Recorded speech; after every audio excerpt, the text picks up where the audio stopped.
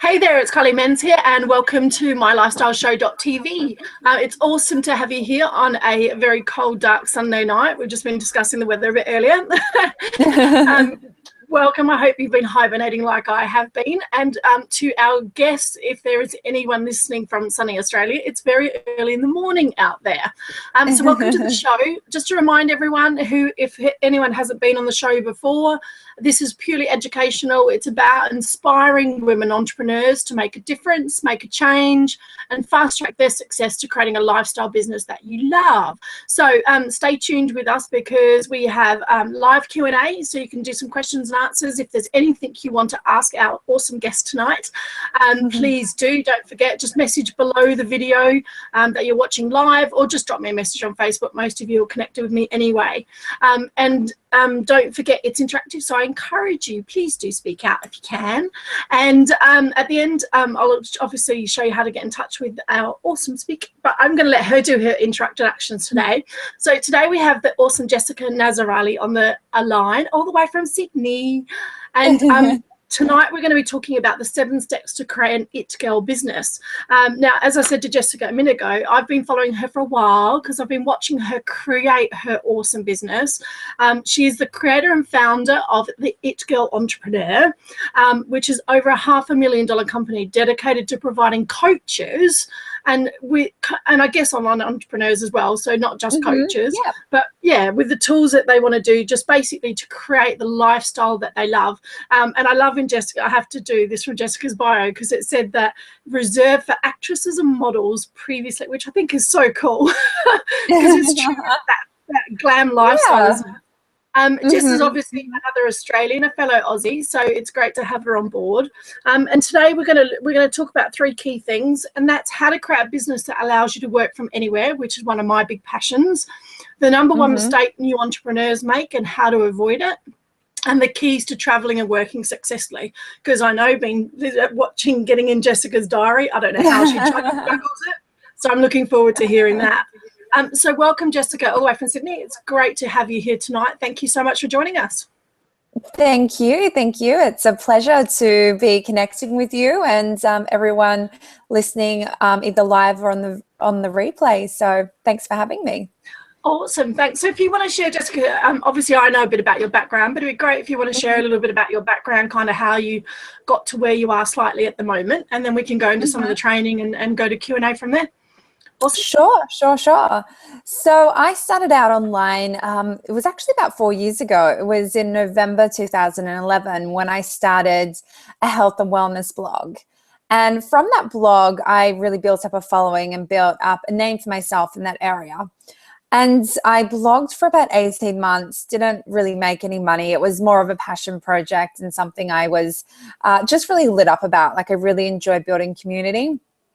And about 18 months in to blogging, people started coming to me and asking me if I could help them start a blog and help them grow their social media and things like that.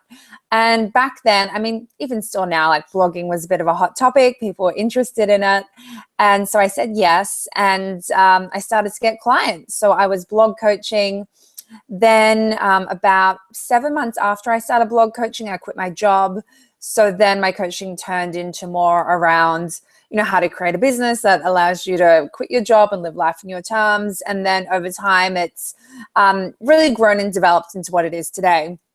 So I went through a phase of, I still do now. Like, I had a program which is really dedicated to helping new coaches find clients.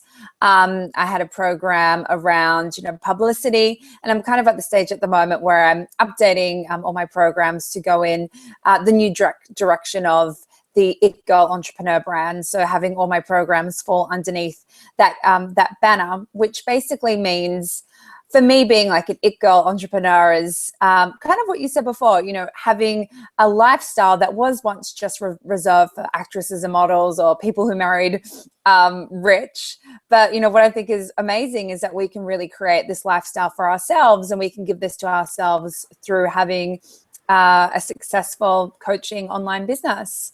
And that's what I'm really passionate about, because I heard you just left your job, which is amazing. Congrats. And I just think it's so sad when women are stuck in situations that don't really serve them, whether it's a relationship, whether it's a job. And I think money really gives choices and freedom. And it's exciting when, you know, women do have that opportunity to live the life that they want. And I think having a business does really give you that. Fantastic. Thanks so much. And yeah, and it's so true. And that's why part of the reason I created this show as well, because, you know, everything, there's so much movement going on at the moment with empowering women out there. And, you know, that's why inspiring stories like yours is just, you know, there is a big movement. Women do want to get out there and do more. You know, one of the reasons I created this was because I know that when women are free to do things, you know, when they've got the money coming in, when they've got the time and they've got that freedom, they do such amazing stuff, you know, whether it's with family or friends or back in the community or whatever. And, you know, there's a real big movement of women entrepreneurs around the globe. So thank you for being part of that journey and sharing your inspiration. It's awesome. You're welcome. You're so welcome. Lovely. So should we go straight into the training then? I've checked to make sure everything's working. It seems to be all working. So if we want to go into, you're going to share, I know you're going to share your 7 steps to creating an It Girl business, which I can't wait to hear. And the benefits of that, I guess, in relation to kind of how you've been able to travel the globe like you have been. You know, you've got clients coming in from everywhere around the world. Yeah, sharing some of your expertise on how you've done that. Sure. So the steps to really be able to create a business that allows you, obviously, time freedom, money freedom, location freedom. This is what we're going to be covering today, because I think for so many entrepreneurs, we can sometimes get into the situation where we've just bought ourselves a job, which is, you know, obviously less than ideal.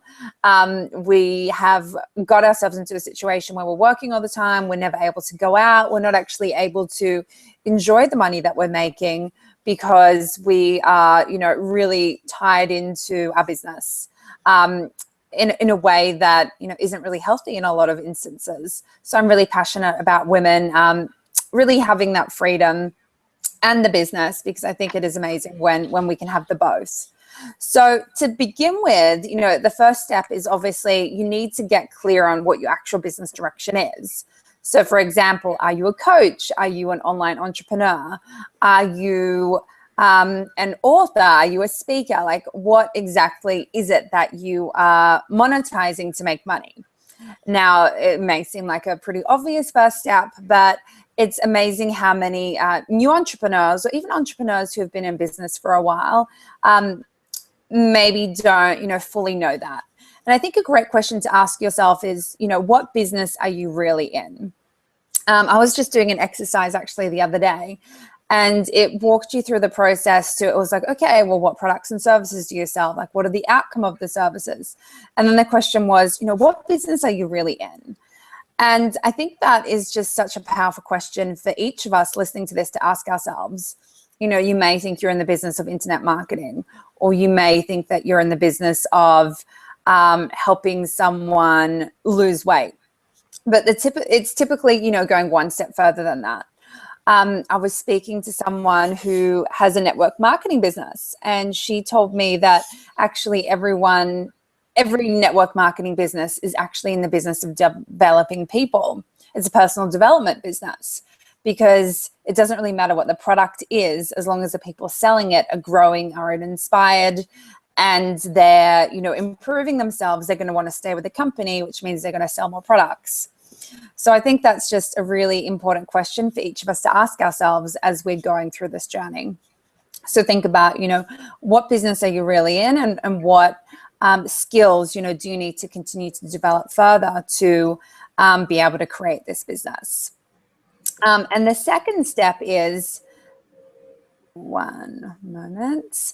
The second step is to create packages. Yeah. I'm good at talking and teaching, but I'm like, I just want to make sure I don't go completely off topic. So no, it's awesome. That's great. No, I'm just messing with you. See, that's the joys of a live show. You know, you can get away with things like that, you see. Cool. And so the second step in this process is to, you know, once you've got your business direction, once you've come up with, you know, your niche, your target market, what you know what business you're in, as well as even come up with some packages, which I know that Kylie, you're just in the process of coming up with recently, some new packages. So that's really the first step. Now, the second step is to set up a sales funnel. So a sales funnel doesn't sound very sexy or particularly that interesting, let's be honest. But a sales funnel is basically a sequence of events that leads a prospective customer through a cycle, which hopefully at the end of it, they buy something or they book in for a discovery session. So a sales funnel could be something like somebody opts into a free audio or free video series or free PDF. They get a sequence of emails encouraging them to sign up to the program, click here to book in for a discovery session. And that is obviously the end goal. And sometimes sales funnels can be a bit more complicated in that it's if they click here, they go down a certain route. If they click somewhere else, they go a different way in the cycle. But essentially, if you're just starting out, something as simple as a free gift, sequence of emails encouraging them to book in for a discovery session or to buy the product tends to be enough. And that obviously at the same time, it's helping you, build your list because they're opting into a free product. And then but then, they also have the option to become a client, which is really cool. The third step to create an It Girl business is to really master sales conversations. So obviously, once you've got your business direction, you've got your product, you've got your package, you have this sales funnel, you then need to be able to have a sales conversation when they book in for a discovery session. Now, sales is really all of these steps really, it's kind of a whole conversation on their own to a certain degree. But I will just say, when it comes to mastering sales conversations or discovery sessions, practice really does make perfect. In the beginning, you're probably not going to be the best at it. You may have a couple of sales conversations where you go, oh my gosh, I can't believe I said that, or I didn't say that.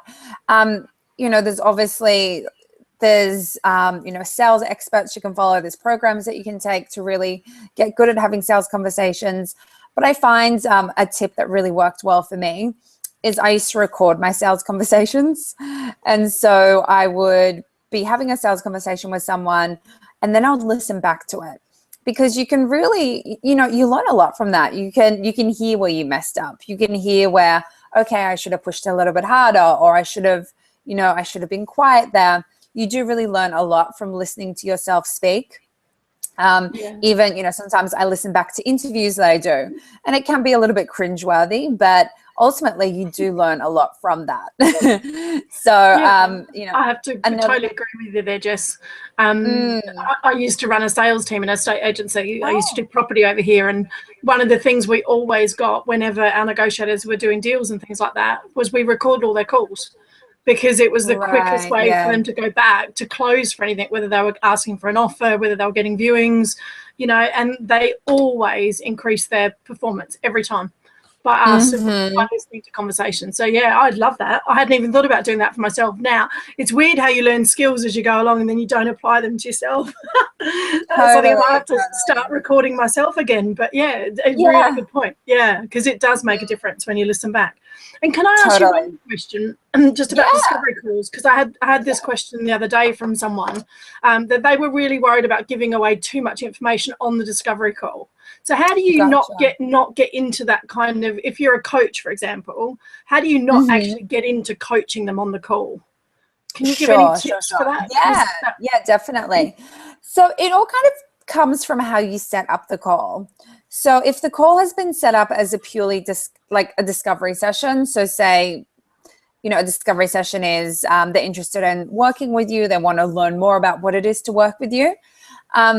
You set up the call in such a way of, hi, Michelle, really great to be speaking with you today. I'm excited to learn more about your business and, what support you need to keep on moving forward.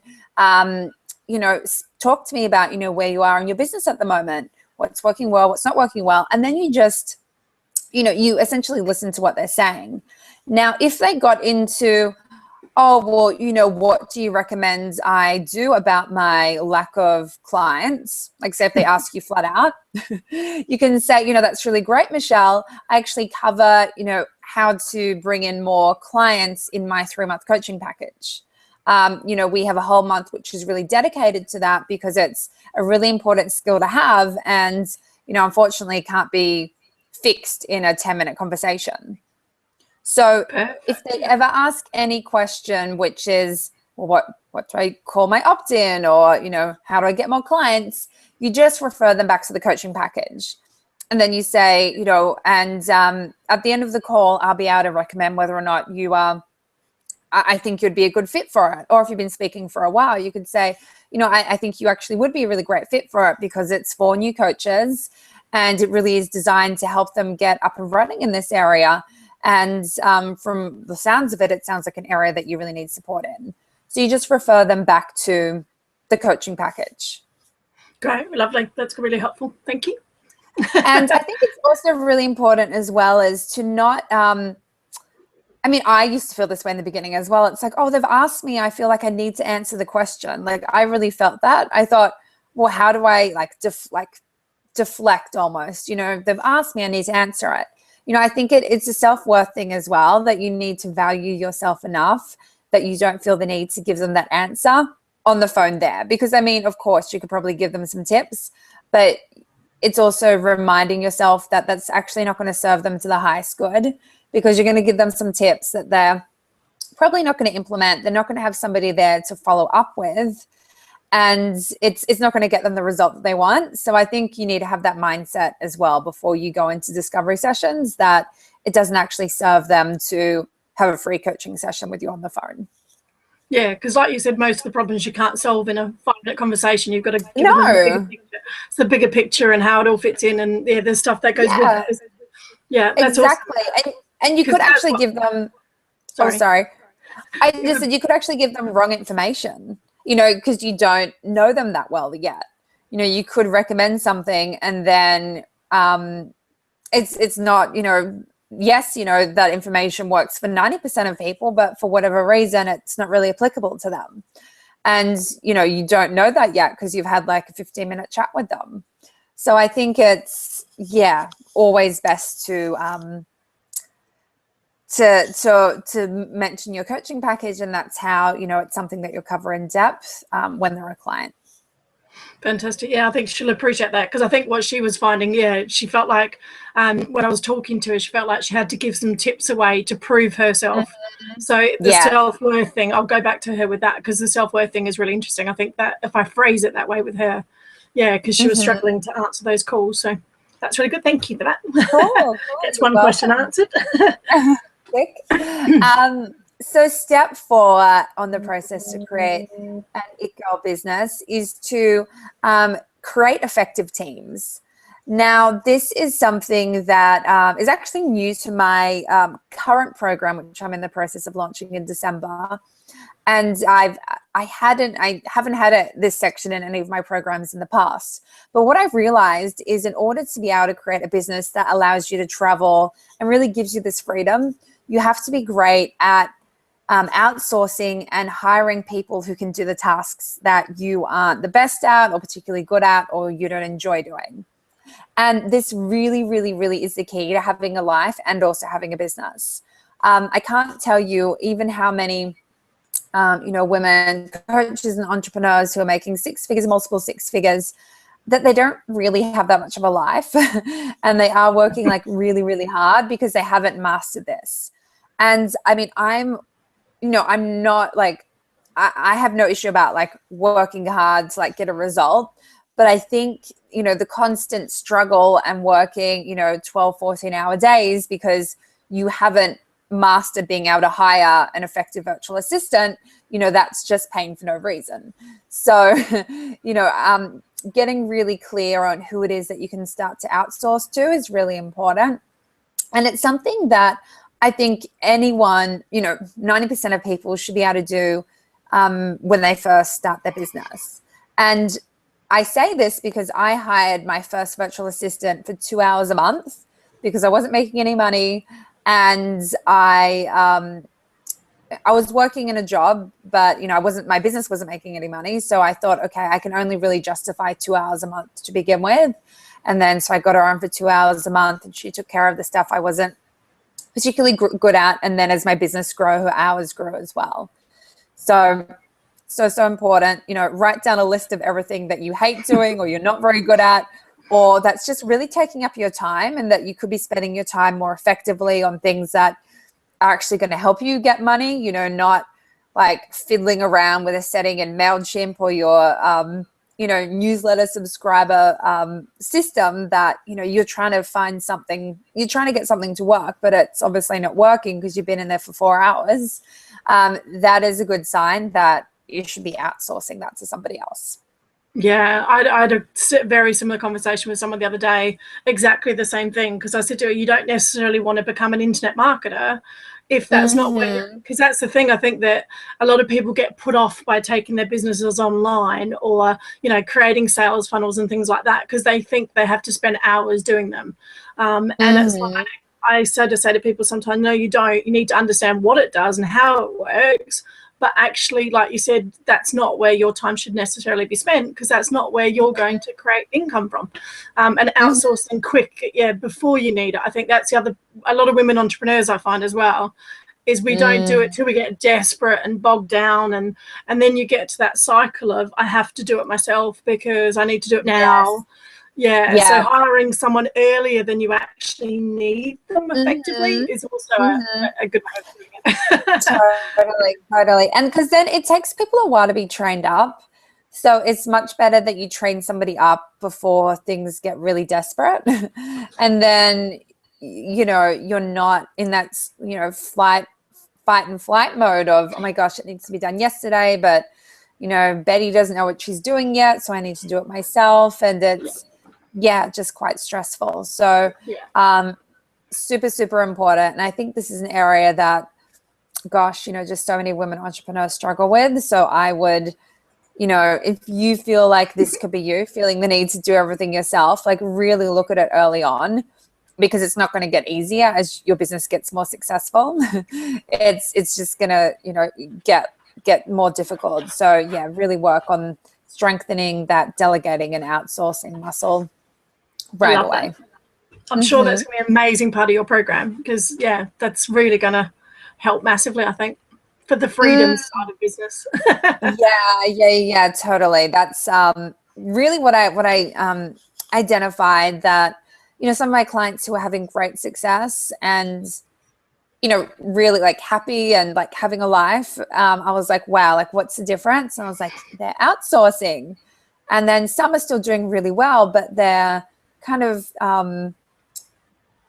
I mean, that, you know, they're just, you know, doing more things. And I'm like, why aren't you outsourcing more? And it usually is that story of, well, you know, I can't find anyone. I feel like I need to do everything myself. And it really is just a story that I think women tell ourselves, that we need to do everything ourselves, that, you know, I can't trust somebody with my passwords. It's like, okay, come on. We all really need to move past that. I mean, Steve Jobs didn't create Apple by himself. He, you know, had a whole team of people behind him. And, you know, nobody successful gets to where they are just on their own. So I think it's, really important that we all start to acknowledge that. Fantastic. Awesome. Step number five is to start to look at forms of paid advertising. So, you know, there's so many different ones out there at the moment. Obviously, Facebook ads is still, you know, quite successful in the, you know, the coaching and online business niche. But now there's Instagram ads, Pinterest ads, you know, even Google AdWords are kind of getting a bit of a revival. So start to look at, you know, a paid form of traffic, you know, maybe LinkedIn ads if you're dealing with corporates, because that can just be a great way to boost your business when you're getting started. Again, you know, I've seen women entrepreneurs have a bit of a block with Facebook ads or paid advertising because they feel like, you know, they've already invested, you know, they've already paid to do a program or to do a website. And it's like, oh gosh, you know, now there's paid advertising. And of course, you know, you don't need to do it. But I really found that when I started looking at paid advertising, my business really took off. And it's just, you know, a really surefire way that you can build your list quickly, get exposure to new people. So I'd really encourage you to look at that, because if you think about it, say if you're spending, I don't know, let's just do easy math. Say if you're spending $400 a month on ads, and you were getting, out of those $400, you were getting a client which was worth $3,000. You know, you look at the numbers, okay, well, you know, that's so much profit. So then once you work out your base figure, so for me, I know if I spend a certain amount on ads, I should get a certain amount back in program signups. So once you know that, then you can really play around with it. Okay, well, maybe I will double my Facebook ads, and then theoretically I should get double the amount of revenue back. So obviously, you know, it takes a month or two of actually running ads and getting clients signing up to know your base number. But once you do, it is quite amazing to know that, okay, well, I can increase my spend, and based on my numbers, I should be getting, you know, so much back in program or coaching signups. So really encourage you to look into paid advertising. You obviously don't need to technically be setting it up yourself if you don't want to. There's Facebook ad specialists and growth strategists that can help you with that. But I do really recommend that you at least, you know, you need to know the basics so you can have a conversation with them and, you know, make sure that you are not, you know, getting taken advantage of by somebody telling you information that isn't really correct. So I think it's always good if you know the general benchmarks, but you definitely don't need to be doing it yourself. It can be an area that you can outsource the setup of. Fantastic. I love that one. Yeah, and I always say to people, know your numbers. So, because I've been online marketing for 2 years, and it's always about statistics. Yeah. It is like you said, like with one of my online businesses, I know what my spend is every time to get a client, because I know what my conversion is through that sales funnel. Right. So yeah, once you know that, makes it easier and more fun and less stressful. Exactly. Yeah. You're not in the dark. It's like, I think I was reading somewhere the other day, it was just about like percentages of people who sign up to programs. And I think as women, we can like really beat ourselves up. It's like, well, nobody signed up. And you can be like, okay, well, you know, a good list, you know, has like a 1 to 2% conversion rate. So if you have a list of, you know, only 100 people, like you do the maths. So I think it's, you know, having knowledge in terms of conversions and knowing your numbers, it really does give you power, because you're beating yourself up less. It's like, okay, well, it's not that what I'm doing is bad. I just need more people into the funnel, or I just need to improve my numbers. And I think, you know, that's really great when you have that knowledge. Yeah, I like that. Knowing some industry averages, yeah, takes the pressure off a bit as well, doesn't it? I like that. It's really good. Yeah, definitely. Fantastic. Cool. What about step 6? Step 6. So step 6 is looking at sales copy. So sales copy is super important to convey your message, you know, especially when you have an online business. You know, you likely won't be doing that much face-to-face, or if you do a face-to-face, it could be like a one-off event once a year or every 6 months. So getting really great at writing sales copy is super important, and really any type of copy. So copy for your website, for your sales page, for your emails, for your solo mailers, for your, you know, your sequence of emails, which are inviting people into a discovery session. In my humble experience, because I've tried this and it hasn't particularly worked, I find hiring a copywriter, you know, it can be great for them to kind of polish your own work, but I really feel that message needs to come from you. And that if you aren't clear on your message, handing it over to a copywriter it's not really going to do anything, because they're just kind of going to write something that they think is right, because they haven't really got that clear direction from you. So I honestly think it's better in the beginning. You know, you need to really harness your message and your why, and really get great at communicating your story, and, you know, what's included in your package and why somebody should work with you. And then once you've got a general outline, you can always hand it to someone to proofread or to edit and polish and make better. But I really do feel like if you are a new coach or new online entrepreneur, writing your own copy is a really great skill to have.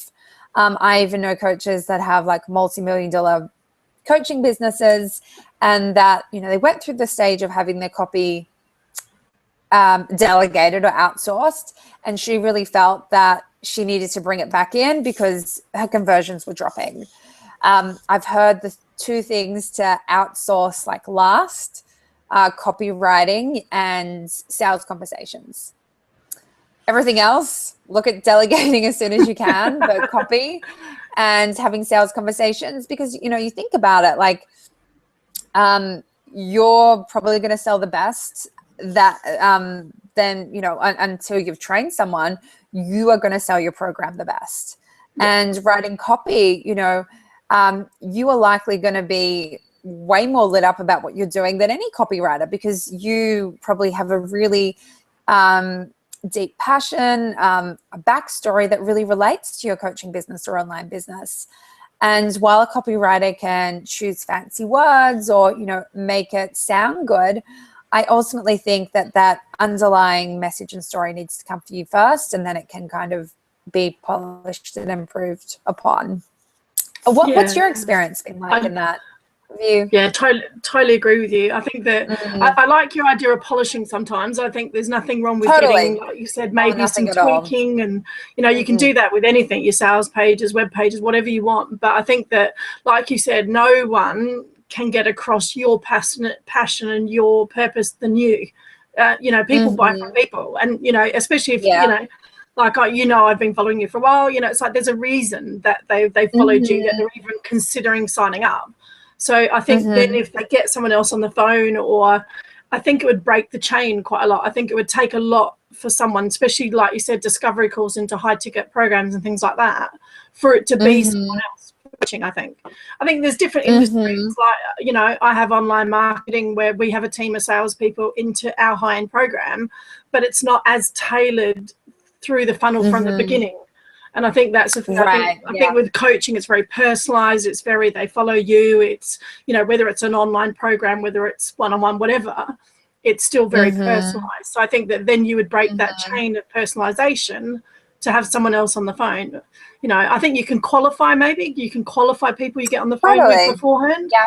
But I totally agree with you 100%. And sales copy is passion, that'll come through with what you want to talk about and what you're doing and what you want to share. No one knows it like you do. I totally agree with you. Totally. Exactly. Cool. So we're up to step 7, and then we actually have a bonus point, bonus tip as well. But step 7 is to look at collaborations and joint ventures. So something that I think really helped me when I was starting out, and to be honest, I didn't really realize I was doing it. I realized I was doing it, but I didn't realize other people weren't doing it. I just thought everyone else was doing this, but it turns out they weren't. And I think this came about because I had a background through blogging. So I was used to kind of reaching out to people, networking, that type of thing. So really look at, who are the A players in your industry and how can you get to know them? How can you be affiliated with them in some way? How can you, work up to, maybe in the future being interviewed by them or you interviewing them? And it likely won't happen overnight if you are new in the industry, but it's you may look at it, okay, well, who are they friends with that is not, I guess maybe not as advanced as they are. So like, how can you start to get into their circles? And this may seem kind of like a little bit, I don't know, premeditated, or some people are like, oh, I don't want to be like so strategic like that. And, I really look at it as, you are ultimately like, you're not going out there to do any ill harm. You're just looking at how you can add value to them. So it could be, for example, looking at doing a joint webinar, or it could be looking at interviewing them or they interviewing you. And in the beginning, Also working out, who you can collaborate with, who is more on your level. So someone who is maybe just a few steps ahead of you, or someone who is starting out just like you are.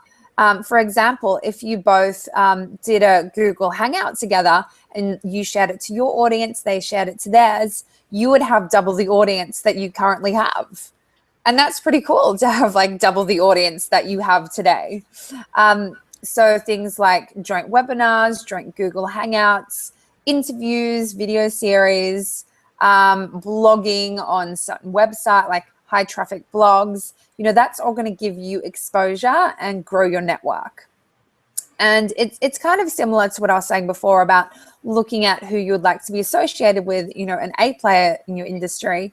It really goes the same if you want to be in a particular blog or magazine. In the beginning, start off small so you have confidence. You're probably not going to be, your article probably isn't going to be published on the Huffington Post if you're, got 100 likes on Facebook and never been published anywhere else. So start off small, but have the end goal of, okay, I want to be published on the Huffington Post.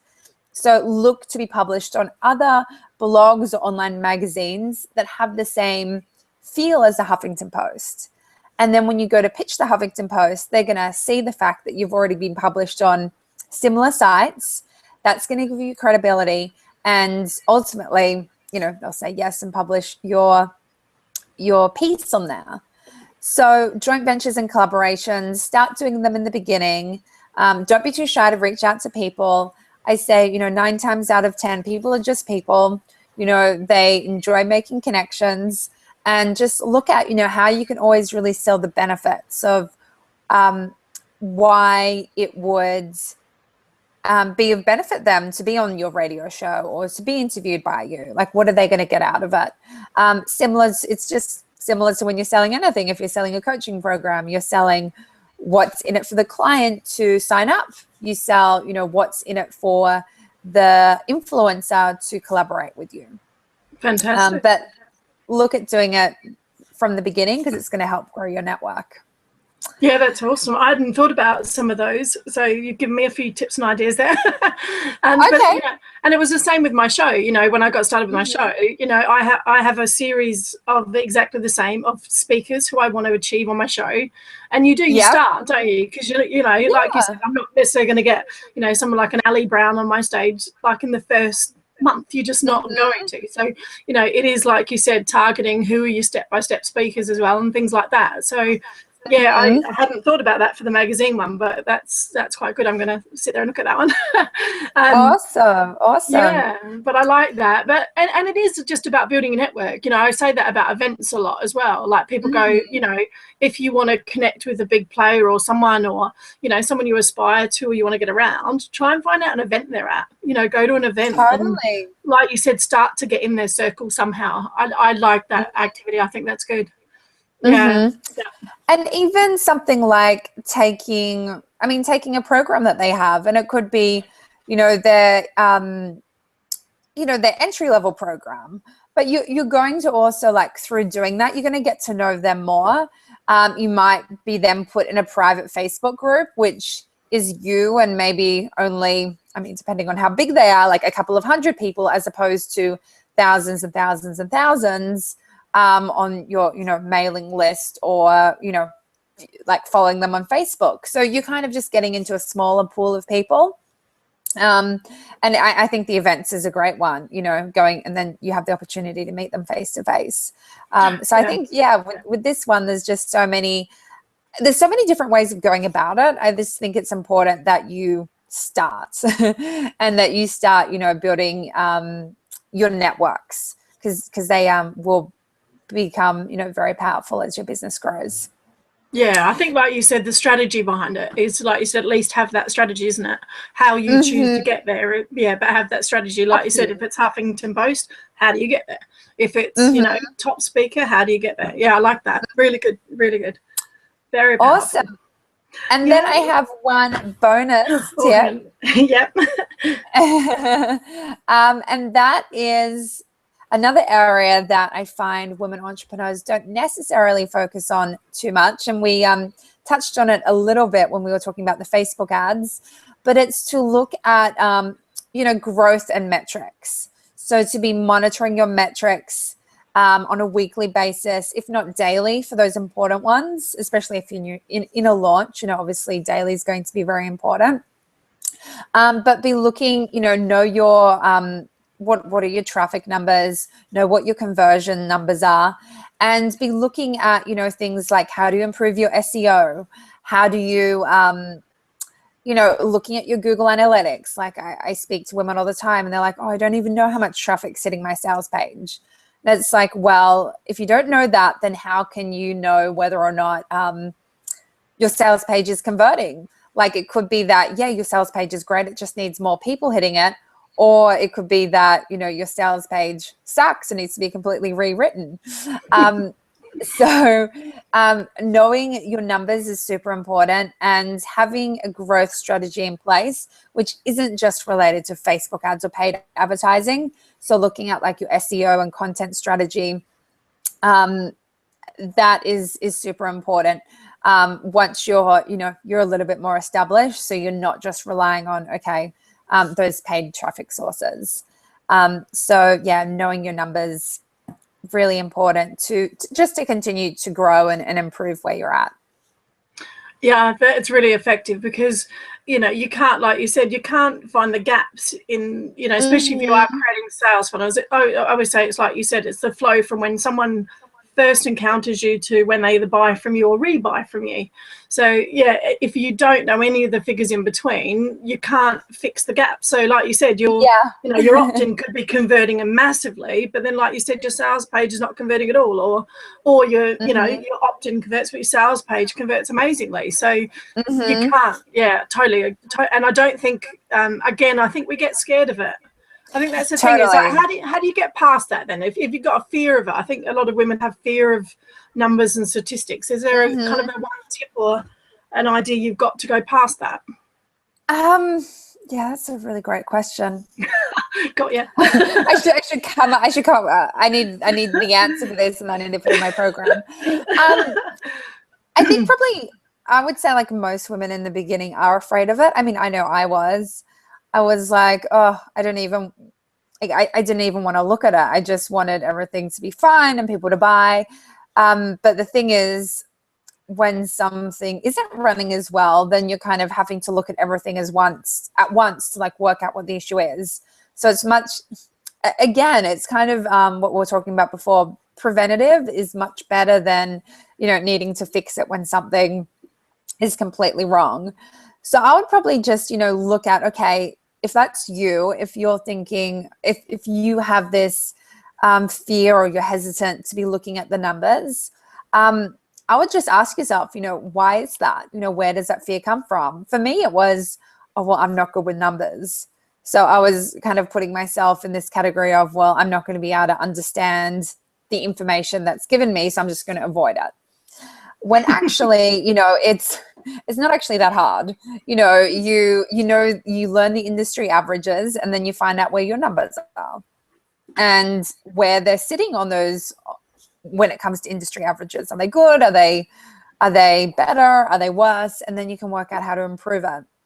So for me, I started, I came up with a bit of an affirmation, which was, I'm good with numbers and I understand statistics. And I just literally just kept on telling myself that. And I also, I have a team member who she's my VA, but she's so much more than a VA now.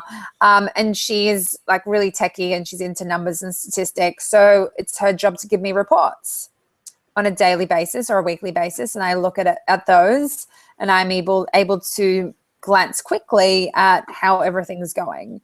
So you are also able to have someone whose job it is to give you specific numbers on a daily and weekly basis. So you're not having to kind of go in and find them. They compile the information, they give it to you, and then you make decisions based upon that. Fantastic. And I think part of that with women, and I don't want to sound derogatory here, but I think a part of that stems from a lot of women that start businesses. They don't treat it like a business. It is not. It's not the hobbyist. It's not, because they're much more than that. I'm not trying to downgrade what women do, but I think sometimes this is the business side of it. And you're like, if you are running a business, you don't go into any other business in any corporation, company, or whatever that doesn't know their numbers. I go back to my estate agency days. If I didn't know my numbers and where they convert, I would never have hit my targets. Because I need to know, is it falling down on viewings? Was it falling down on the amount of offers? Was it falling down on conversions? Was it falling down on the amount of properties they're viewing? All that sort of thing. If I didn't know my numbers through, I could never improve my targets. So I think, and that is because it's a business. And I think that sometimes we steer away from figures because, we're doing what we love, we're passionate about it. And it's that's the male business side behind it, I think, as well. So, and techie, get someone else to do it for you. Yeah. Get the analytics set up for you. Don't stress over it. Yeah. Awesome. Well, a nice bonus there. It is. And a lot of people do forget that. They set up all these sales funnels and they have all this great stuff, but then they're not tracking it. If you ask them what adverts are working, they have no idea. What marketing's working for you, I have no idea. Yep, exactly. Very, very powerful. How exciting. Thanks, Jess. You're welcome. So we've gone through your 7 steps. I'm going to just see whether there's any. I haven't seen any live questions come up yet. It's going in slow mode, but if anyone does have any questions, it's a good time to ask any questions. I can ask the one that I got emailed through. I've answered one of them, but it was a bit more generic because it was what's one thing that you could do today to up level your business? That's something you changed that you would do again now. Something that I did in the past. Yeah, I kind of know the girl, so I know she's doing all right with her coaching business. So I think she's sitting between about 3 and 6K. I think somewhere around that. Cool. I won't comment exact figures. So she's doing okay. She was like, well, what's one thing now I could potentially do to upscale? Obviously, you don't know her business; it's a bit generic, but based on your experience, what's one thing that you implemented that helped you upscale? So going from 10 to 20 to whatever you're doing now, I don't even want to know. So for me, it was looking at starting to do paid advertising. So if she's not doing paid, do you know if she's doing paid advertising at the moment? I don't know, but that could be one thing. Yeah. For me, that was so I was probably, I was doing 10K without having paid advertising because I have built up a list through blogging over a couple of years. So I had a decent sized list without needing to go through paid advertising. However, I kind of got to a stage, and everyone does this, that you tap out your list and you need to be bringing in more names quite quickly to be able to continue selling because you've kind of sold, you've already sold, like you've overly sold to your existing list. So I would look at, paid advertising if you haven't done that already. And sure. An easy way to kind of up level, not even needing to do that, is looking at raising your rates. If you're wanting to, get to, 8K, 10K, is it time for a bit of a price increase? Or if you're selling 3-month coaching packages, is it now that you just sell 6 months? So then you're obviously, you're getting more for a 3-month package that you're getting more for a 6-month package than a 3-month package. So I would look at both of those 2 factors depending on where you're at. Where she's at. Cool. I'll ask her that. I'll give her that feedback and make sure she listens. And I've got one for you then. Obviously, I'm launching new packages. Now, obviously, I've been online marketing for the last couple of years. So I'm mixing my online marketing with my business side of it.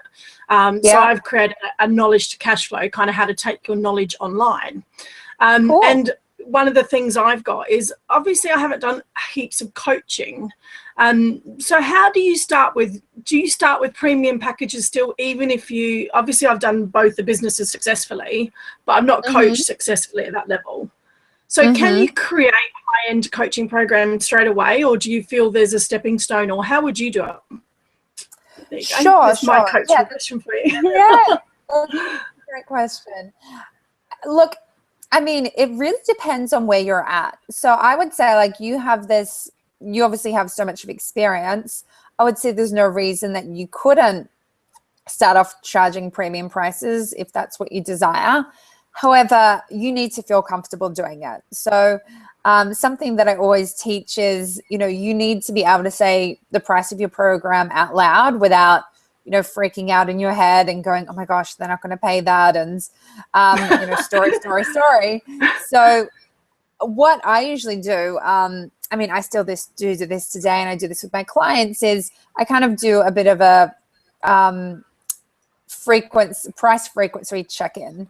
So what we do is we play around with the different numbers and see which one feels best. So do you have an idea of where you would like to price your package at the moment? I'm probably looking, it's going to be a 90-day program. So at this stage, my head is saying 3,000. That's kind of where I'm at. I think it's kind of in between. Yeah. Yep. I think I'm still a bit nervous, but yeah, that's kind of where I'm leading to at the moment. Yeah. So then, do you want to go through the exercise now? Okay. Yeah. Go on. Yeah. Okay. So so just take a deep breath in, think about your coaching package, think about everything that they're going to be getting when they work with you, or your knowledge, experience, any additional resources, check sheets, bonus sheets, whatever else that they're going to be getting. How does it feel to charge $3,500? See, I'm hesitating already. Yeah. Yeah. Okay. It's interesting. You do, like, straight away I hesitate. I can't say that. 3.5. No, doesn't feel right. Okay. Yeah. Doesn't feel right. All right. Yeah. What about 2,000? That feels too low. Okay. Yeah, I could. That for me is easy. I think that given the what I've earned and what I've done, definitely. What about 2,500? That's okay. 2,500 I could charge. Yep. Yep. I feel comfortable with that. Yep. Comfortable. What about 3,000? 3,000 feels good. Yep. Okay. So you're somewhere between. Okay. All right. What about 3,300?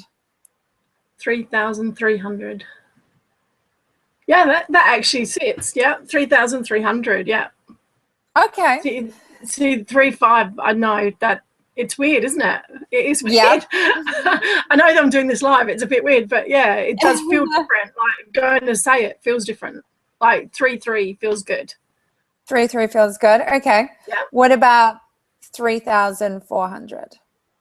3,400. 3,400. Yeah, so I could sit with that. That feels good too. It must be the 5. Must be the 5. Okay. Must be the 5 I don't like. So we're between 2,500 and 3,400. Yeah. So now, you know, you have that range. So now you can play around with it in terms of, okay, like for an introductory offer, do you want to make, you know, some people are like, okay, I'll do like, maybe you offer 2 spots at 2,500. And so you get kind of the easy yes, get people in the door, and your regular price is 3,400. Or, you know, you don't need to do an introductory price, maybe, you know, from out the gate, you know, it's 3,400. But basically, you know, within that range you feel comfortable with. And then you just really play around with it and choose the price that you ultimately want to get started with. But I think it's in the beginning, what I like to tell clients, you know, if it's your first package, like, don't worry about the price too much. I mean, you have the rest of your life to, you know, to be charging premium packages, or to be, you know, like, to be charging higher if that's what you want. I think what's most important is, you know, obviously not to be charging something that doesn't feel good to you, but what's most important is that you get the client and you get the confidence, and you take someone through your program, and by the end of it you go, wow, they got such good value. I'm you then feel confident charging more, or you get that confidence that what you're actually doing is going to work and is successful and that you're good at it. Like, I think that is way more important than the actual dollar value, because you're going to have way more clients in the future, and you'll be able to charge, full price then and there. What's important is just to get that confidence and to get the ball moving. Yeah, I think that's where I'd be at. I think I definitely want to do a few to get that. I think it's like you said, when you've got results for yourself for a long time doing your own thing, it's then getting results for someone else. And I think that's where I think I'd rather do a few discounted, I think, first, to know that.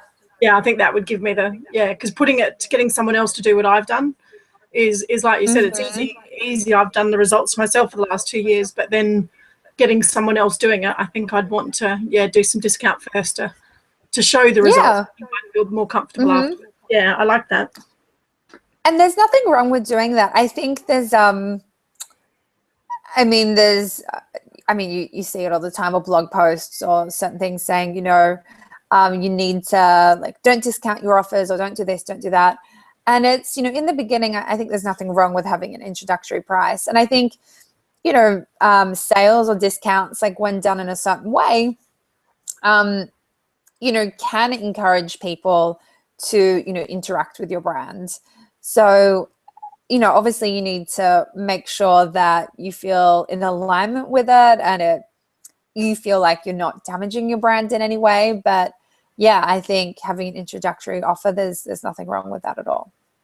Yeah, I think I'd rather have a few more people than not enough to start with, because like you said, when you're testing programs and making sure that things work, and I'd rather get some more feedback. I think have slightly more people than very good. Very exciting. Thank you. You're welcome. You're so welcome. The bonus for my show, free coaching for myself. Thank you very much. That's why you interview people. No, just kidding. Yes. That's really awesome. So should we just, Leslie said great content, by the way. She dropped a message to say fantastic content. She's loving it. Oh, great. Thanks. Which is awesome. I haven't had any specific questions though. So Leslie, if you are, obviously you said great content, but if there are any questions, do ask. They tend to be quiet with questions. I find that fascinating. So what's let's go very quickly, because we are nearly hitting an hour, so I don't want to keep you way too long. What's the number one mistake most new entrepreneurs make, and how to avoid it? I would say number one mistake new entrepreneurs make, like bootstrapping too much. So, I think it's interesting when, you start an online business or a coaching business. I find women in particular, like, essentially want to set up the business for free, as in, they don't decide to pay too much for a website or pay too much for mentoring, or, it's kind of like they're looking to bootstrap in every way possible. And I find that interesting, because if you're, say, to open up a store, you would probably have like 50, 100K overhead from the get-go when you think about rent and stock and, staff members and all of that. So I think there's, so many benefits of having an online business, and that you can really keep the costs down low. But success, like the women who I know who are successful in the coaching industry and online business, like, they are smart with their money and they invest where they see that they're going to get a good return, because ultimately you are investing in your business. It's not like you're just spending on a pair of shoes. Like, ultimately you are investing that money because you are going to get it back. So that is probably the number one mistake I see. It's like the hobbyists, they don't want to spend too much money. They try and do everything themselves, and as a result, like, the business doesn't really get going because they haven't invested in it. Yeah, I see that a lot. I've seen that so much in internet marketing as well over the last couple of years. And it tends to be women. And I think because women aren't necessarily used to spending on themselves in I think, a personal development or a business development side.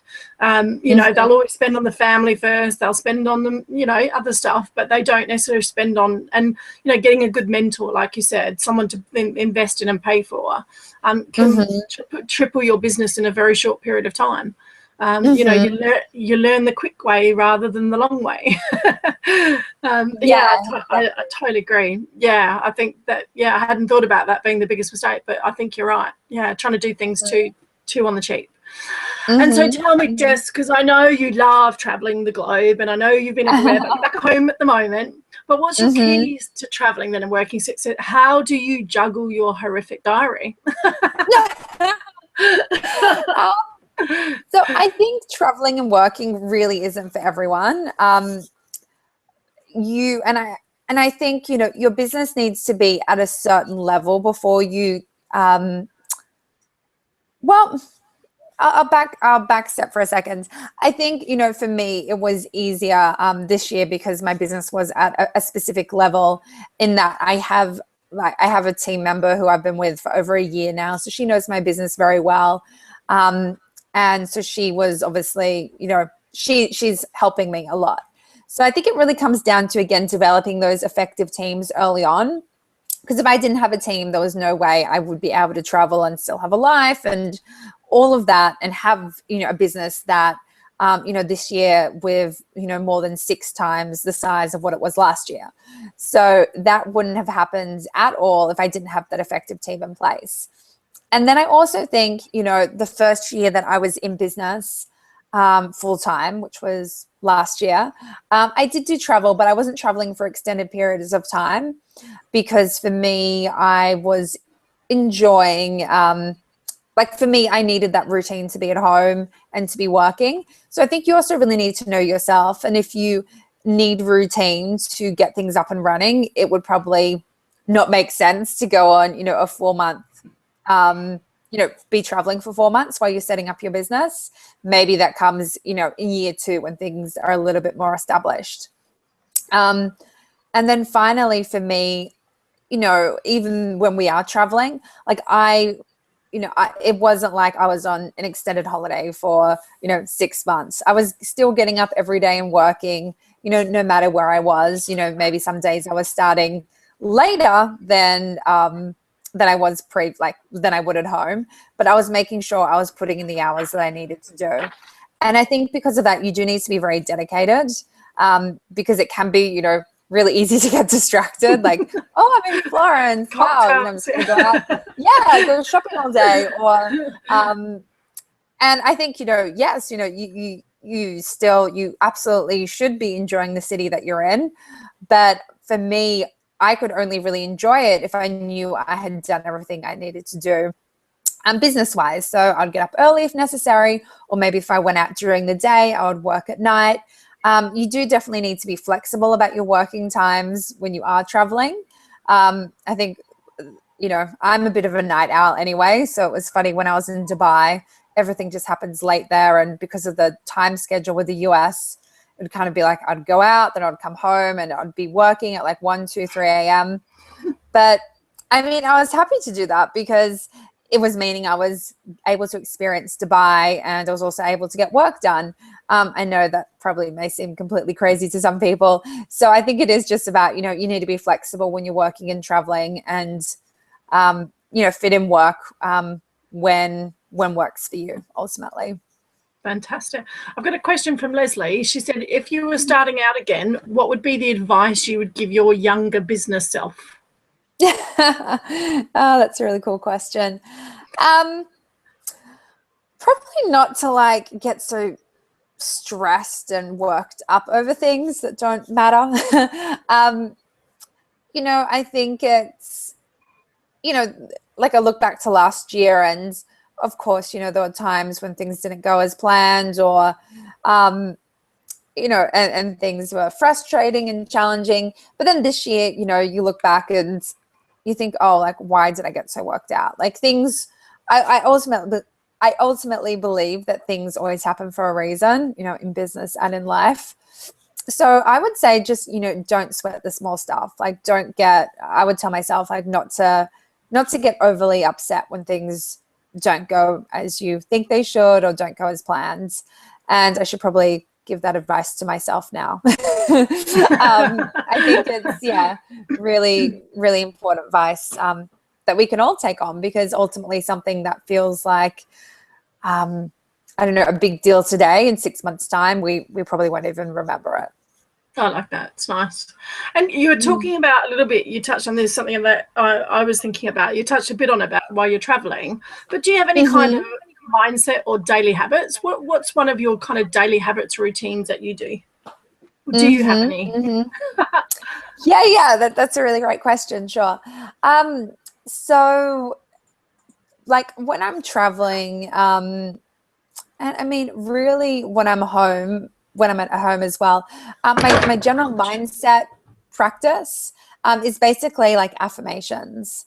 And so repeating to myself, statements that I desire to come true. So for example, I have a coaching business. I have a multi-million-dollar coaching business. I work with clients from around the world who are, super cool, super fun, and get great results in my program. So I have affirmations, and I'm big into visualizing. So I'll say the affirmations to myself, and like I'll visualize what I desire to come into my life. It's funny, I've been asked about this topic quite often, and I don't really, I can tell you all the things I don't do. I don't really journal. I don't, I don't really meditate. For me, just, the visualization and the mantras works for me. And I think the reason they do work for me so well is, in general, I don't go into a lot of drama about, just in general, like I try to, of course it happens, but I definitely, try to avoid that. And so because of that, I find to get like centered and grounded, I don't really necessarily need to do too much work. So I know for people who, maybe if you're in a period of your life where there is a lot of chaos, then, definitely look at, meditation, journaling, like whatever you need to do to really ground yourself before you start the day. For me, just the visualizations and mantras, affirmations, really works for me. I know other people do like wealth consciousness reading, which I've definitely read all those books, but it's not something that I do on a daily basis. Fantastic. It's like you said, I think everyone's different, aren't they? So it's really interesting just to hear. Yeah, and I think, like you said, visualization is a really strong, powerful one. I think if you can't visualize something or feel something, then yeah, I like that. But yeah, affirmation, I'm getting more and more into affirmations. I didn't really believe them before, but now I'm working with them every day. Cool. I had a real mindset block against them. Yeah. So, but now I'm writing mine down. I think I have to write. I write lots, so I do write mine down in the morning rather than visual as much. But it's interesting, isn't it? How you've got to go with what sits with you, doesn't it? Yeah, fantastic. Yeah, and I think there's so many different things that you can do that can all like.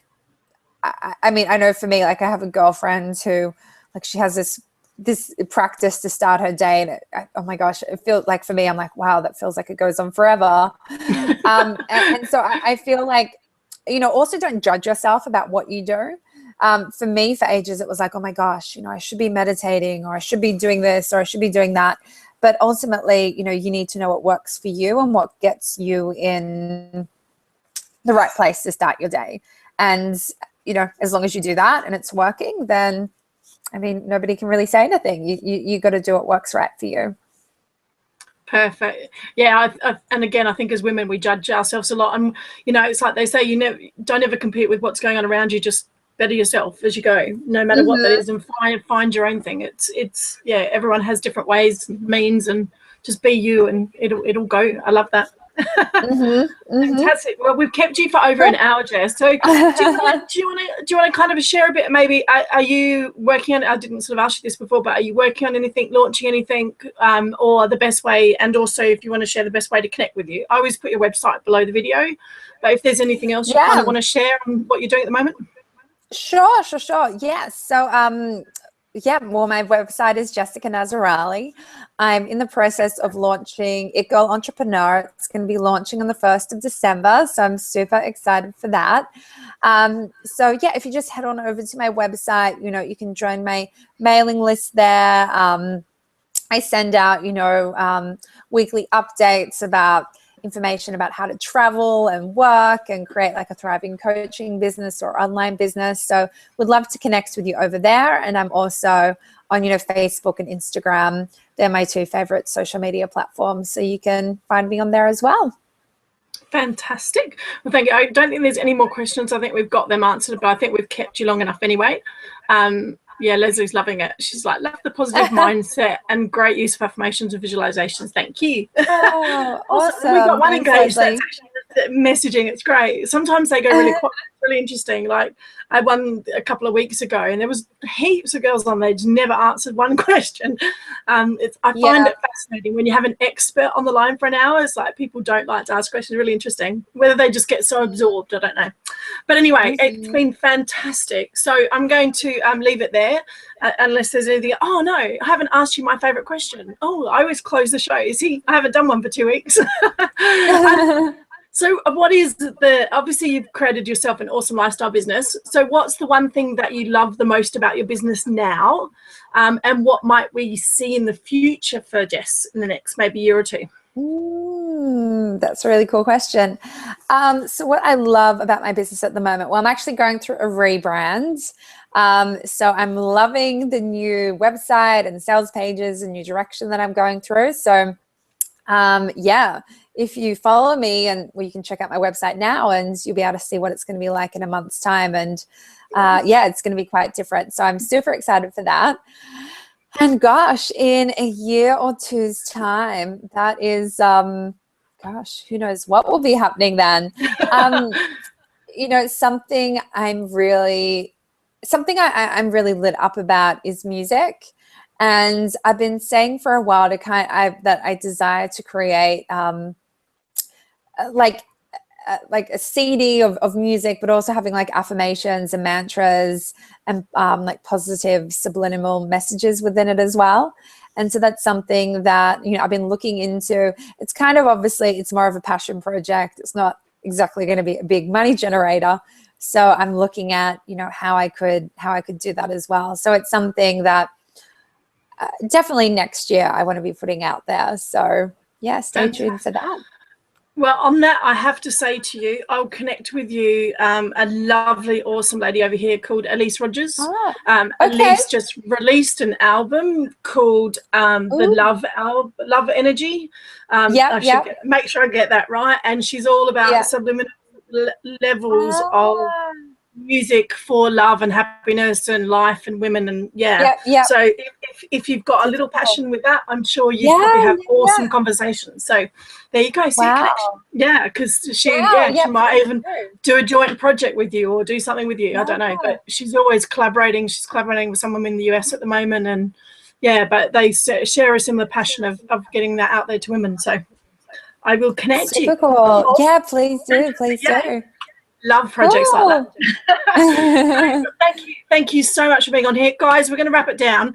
Now I don't know if there's going to be a show next week because I'm going to probably wind it down for Christmas because I'm doing a bit like you. I'm doing a bit of a recap of the show for the last 12 months, looking at different speakers, what the direction is for next year. So I think for December we're probably not going to. I've got one in mind. I'd like to tie her down if I can, but her diary is also a bit like Jessica's, a bit of a nightmare.